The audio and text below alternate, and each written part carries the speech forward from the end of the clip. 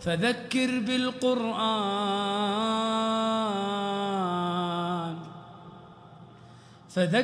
بالقرآن من يخاف وعيد. تو اس کے لیے اتنی بڑی وعید کا اس امت کو گویا متنبع کرنے کا سامان کیا گیا کہ جو آدمی حج کا فریضے کی اللہ نے استطاعت دی اور اس کے باوجود وہ اس فریضے کے اندر تاخیر کیا، یہاں تک کہ وہ محروم ہو گیا اور حج کیے بغیر مر گیا، تو نبی رحمت صلی اللہ علیہ وسلم کے ارشاد کا خلاصہ رات دن کانوں میں پڑتا ہے، خصوصاً موسم حج کے اندر، کہ چاہے وہ یہودی ہو کر مرے یا نصرانی ہو کر مرے، اللہ کے نبی کو اس کی پرواہ نہیں. تو پتہ چلا کہ یہ ایسا فریضہ ہے جس کی تاخیر اور جس کی توہین اور جس کی اہانت اور جس کے نتیجے میں اس سے محروم ہونا یہ اتنے بڑے وبال کو لاتا ہے کہ آدمی کا خاتمہ بھی خطرے میں پڑ جاتا ہے. اسی لیے صحابہ کرام کے اقوال اور حضرت عمر رضی اللہ تعالیٰ عنہ کا ارشاد تو بڑا سخت ترین ہے، جسے آدمی اگر سوچے تو کام جائے کہ آپ نے صاف فرمایا کہ وہ مسلمان نہیں، وہ مسلمان نہیں، وہ مسلمان نہیں جس پر اللہ نے حج کی استطاعت رکھی اور وہ اللہ کے گھر کے اوپر نہیں پہنچا. تو علماء نے اس کے اوپر قیود لگائے اور حدود باندھے، لیکن اس کے باوجود یہ ان اکابر کے فیصلے ہیں اور ان کے اقوال ہیں. یہاں تک کہ ایسے جنازے سامنے آتے جس پہ استطاعت تھی اور پھر اس نے حج کے فریضے کو ادا نہیں کیا تو اس کے نماز کے پڑھانے میں تردد ہوتا تھا. تو اس لیے میرے بھائیوں اور میرے بزرگوں، اگر آدمی دین اور دینداروں کے ماحول میں رہے گا، اپنی زندگی کی حقیقت کو سمجھے گا اور اس راستے پر چلے گا تو اللہ کی غیبی مددوں کو بھی پائے گا اور اللہ کے فریضوں پر لپکنا جھپکنا اور اس کو پورا کرنا آسان ہوگا. اور پھر ایسا محتم بالشان فریضہ جو ایک طرف سارے فریضوں کے بعد فرض کیا گیا اور زندگی میں ایک مرتبہ اس کو فرض کیا گیا اور اس کے اندر اپنے عاشقانہ اور والہانہ کیفیات کو اللہ پاک نے رکھا تاکہ بندے کے اندر اپنی محبت کا، اپنی اطاعت کا، اپنے نبی کی محبوبیت کی دیوانگی کا مظاہرہ اس کی زندگی کے اندر ظاہر ہونے لگے. اور پھر اللہ رب العزت نے اس کے اوپر اکتفا بھی نہیں کر دیا بلکہ اپنے ان بندوں کو جس کو اللہ پاک نے سہولتیں دے رکھی ہیں، نبی رحمت صلی اللہ علیہ وسلم نے ان کو ترغیب دی کہ اللہ پاک نے جب تمہیں اپنی سہولتوں سے نوازا ہے تو بار بار اللہ کے گھر کی طرف چلو اور اپنے گناہوں کے دھونے اور میل و کچیل کے صاف کرنے کا سامان کرو اور پھر اپنی زندگی کی نئی تیاریوں کے راستے کے اوپر بڑھو. 5 سال میں ایک مرتبہ تو ایسے لوگوں کو جن کو اللہ نے سہولت دی باوجود نفل ہونے کے ان کو پہنچنے کی ترغیب دی گئی تاکہ آدمی اللہ کے اس بلاوے پر اپنی زندگی کے اندر شکرانہ ادا کرے اور اس نعمت کے اوپر اپنی جان و مال کا نذرانہ پیش کرنے والا بنے. یہاں تک کہ کوئی آدمی کی زندگی میں یہ بات بھی ذہن میں آتی ہے، ارے بھائی 1 بار ہو گیا، 2 بار ہو گیا، اب یہ نفل ہے جس کے لیے کیا ضرورت ہے. نہیں، یہ آدمی پہلے تو اگر ذہن یہ بن جائے کہ ہم جاتے نہیں ہیں بلکہ بلائے جاتے ہیں، یہ اللہ کا انتخاب ہوتا ہے اور اللہ اپنے کرم سے کسی کو بلاتے ہیں. علی ابن موفق رحمۃ اللہ علیہ کے واقعے کو حضرت شیخ رحمۃ اللہ علیہ نے لکھا کہ ان کو گمان ہوا کہ بہترے حج کر لیا، زندگی میں 60 حج کیے، تو جب حج کے کرنے کے مواقع اللہ نے دیے اور توفیق دی اور یہ بار بار پہنچنے لگے تو خیال ہی آیا کہ بہترے حج کر لیا، اب کچھ وقت اپنی جگہ پہ رہوں گا اور کسی اور کام میں اور کسی اور عمل میں اپنے آپ کو لگا دوں گا. تو فرماتے ہیں کہ آنکھ لگی تو میں نے غیبی آواز سنی، اے ابن موفق تمہیں کیا ہو گیا؟ کیا تم نہیں دیکھتے کہ تم اپنے گھر پہ کن کو بلاتے ہو؟ ان کو بلاتے ہو جن سے تمہیں محبت ہوتی ہے، مناسبت ہوتی ہے، ان کو تم اپنے گھر دعوت دیتے ہو. تو ہم بھی اپنے پاس ان کو بلاتے ہیں جن سے ہم کو محبت ہوتی ہے اور جن سے ہم کو مناسبت ہوتی ہے. تو آدمی یہ سوچے کہ اللہ بلاتے ہیں اور اللہ اپنی محبتوں کا مظاہرہ کراتے ہیں، تو یہ انتخاب اللہ کرا لے اور اللہ بلا لے تو اس کے اندر تو جتنی بار سر کے بل چل کے جانے کی سعادت ملے آسان ہے. لیکن یہاں تو اللہ نے سہولتیں دی، راحتیں دی، اسباب بنا دیے، سواریوں کی سہولت دے دی. اب تو وہاں پر وہ مواقع پیدا ہو گئے کہ جن کو پچھلے زمانے کے 50 سال پہلے کا حاجی تصور نہیں کر سکتا اور 70 سال پہلے کا حاجی اپنے تخیل میں نہیں رہ سکتا، وہ راحتوں کے اسباب اللہ پاک نے سفر کے بھی، حضر کے بھی، وہاں کے قیام کے بھی بنا دیے.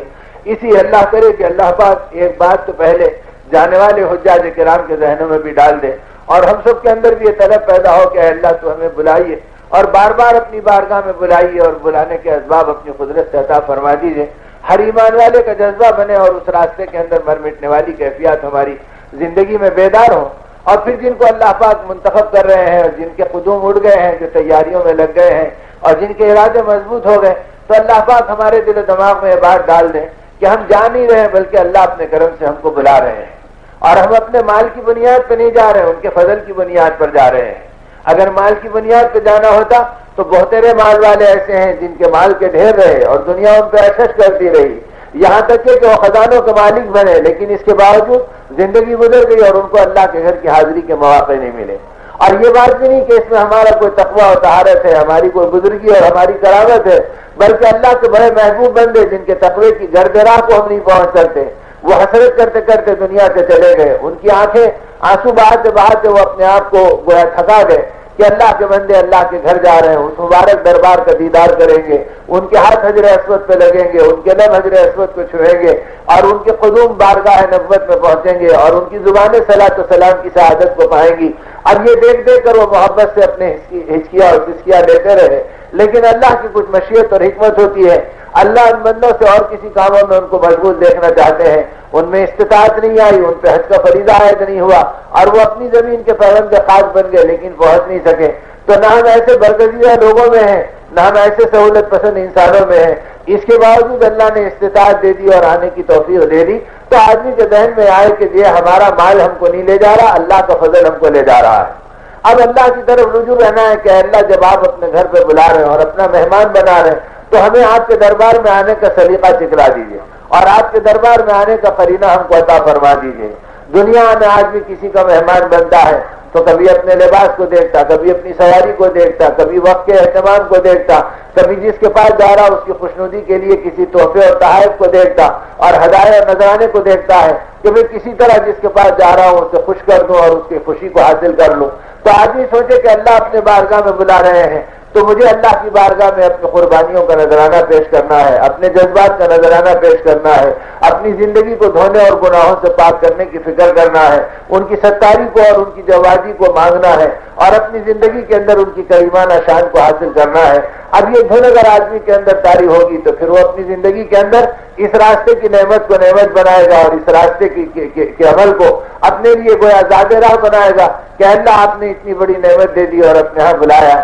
اسی لیے حج کے آداب میں ان باتوں کا ذکر فرمایا کہ اس راستے کی مشقت کو خبردار مشقت نہیں سمجھنا، اور یہ اس زمانے میں بھی لوگوں کہنے والے عارفین نے اور علماء حق نے کہا جس زمانے میں اونٹوں کے اسوار تھے، جس زمانے کے اندر گویا گھوڑے اور گدھوں کے اوپر سفر ہوتا تھا اور پیدل آدمی گویا اس مبارک راستے کو طے کرتا تھا اور بادبانی کشتیوں اور جہازوں کے اندر سفر ہوتا تھا، مہینوں جہاز چلتا چلتا چلتا اور سورج سے نکلا اور باب مکہ کہلاتا تھا وہ علاقہ، اس سمندر کے کنارے سے نکلا اور حاجی اس کے اندر بیٹھا ہے اور اللہ کا نام لے کے چل رہا ہے۔ مہینوں کا سفر ہوا اور اس کے بعد جدے کی بندرگاہ نظر آنے لگی اور ابھی جدے کے قریب پہنچنے لگا تو ہوا کا رخ بدل گیا، پھر وہاں سے پلٹا تو مہینوں سمندر میں ٹہلتا ٹہلتا پھر باب مکہ اور یہ گویا سورج کے کنارے کے اوپر آ گیا۔ تو ایسے آدمی گویا مہینوں گزار دیتا تھا اور 1.5 سال گزار دیتا تھا، جب جا کے اس کی ارمانیں اور تمنائیں پوری ہوتی تھی اور وہ بیت اللہ پہ پہنچتا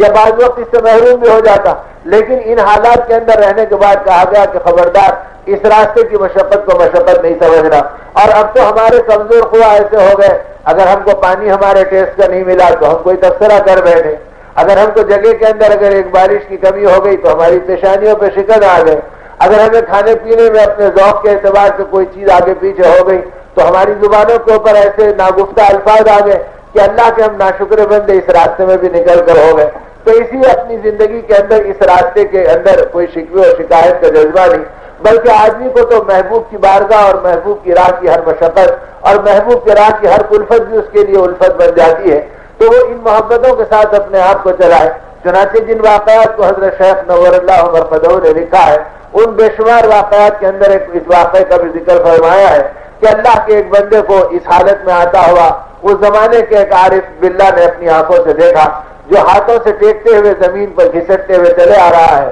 اور گھٹنے کے نیچے سے اس کے پیر کٹے ہوئے ہیں اور گھٹنے کی ہڈیوں پہ نمدہ بندھا ہوا ہے اور ہاتھوں پہ چندیاں اور کپڑے کے چیتڑے لپٹے ہوئے ہیں اور وہ اسی کو ٹیکا دیتے ہوئے آگے بڑھ رہا ہے۔ جب وہ بیت اللہ کے قریب پہنچا تو اس کے چہرے پہ مجاہدے کے انوار نظر آ رہے ہیں اور اس کی زندگی کے اندر گویا راستے کی تھکاوٹ کے آثار بھی نظر آ رہے ہیں۔ انہوں نے بے ساختہ اس سے پوچھا کہ بھئی یہ بتاؤ کہ تم کہاں کے رہنے والے ہو؟ اس نے کہا کہ میں ملک شام کا رہنے والا ہوں۔ تو کہا ملک شام سے یہاں تک کس سواری پر آئے ہو؟ تو اس نے کہا کہ دیکھتے نہیں اللہ نے ہاتھوں میں قوت دی اور گھٹنوں میں صلاحیت دی، میں انہی گھٹنوں سے گھسٹتا ہوا اور ہاتھوں پہ ٹیکتا ہوا اپنے گھر سے چلا ہوں اور اللہ کے گھر پر پہنچا ہوں۔ تو ان بزرگ کو بڑی حیرت ہوئی، انہوں نے پوچھا اللہ کے بندے کتنی مدت کے اندر تم آئے ہو؟ اس نے مسکرا کے کہا کہ 30 برس کا عرصہ گزرا ہے اپنے گھر کو چھوڑے ہوئے اور آج اللہ کے گھر کا دیدار ہو رہا ہے. ان کی چیخ نکل گئی اور انہوں نے تڑپ کر کہا کہ 30 برس کا عرصہ گزر گیا. اس نے کہا کہ ارے تم 30 برس پہ کیا حیرت کر رہے ہو اور مجھے حسرت سے دیکھ رہے ہو. اگر زندگی قربان ہوتی اور اللہ کے گھر کا نظارہ ہو جاتا تو میری زندگی کی قیمت وصول ہو جاتی. یہ اس کریم پروردگار عالم نے کرم کیا کہ ایک مختصر سی زندگی کے اندر 30 سال کا عرصہ گزرا اور مجھے قبول فرما لیا. تو گویا جن کی زندگی کے اندر اللہ کی ذات کی، ان کے گھر کی، ان کے دربار کی، ان کے محبوب نبی کی قربانیوں کی عظمت اور ایمان کی حلاوت زندگی میں آ گئی، تو پھر اس راستے میں کوئی تھکاوٹ، کوئی بے چینی، کوئی شکایت اور کوئی چیز ان کے لیے رکاوٹ کا سبب نہیں بنی.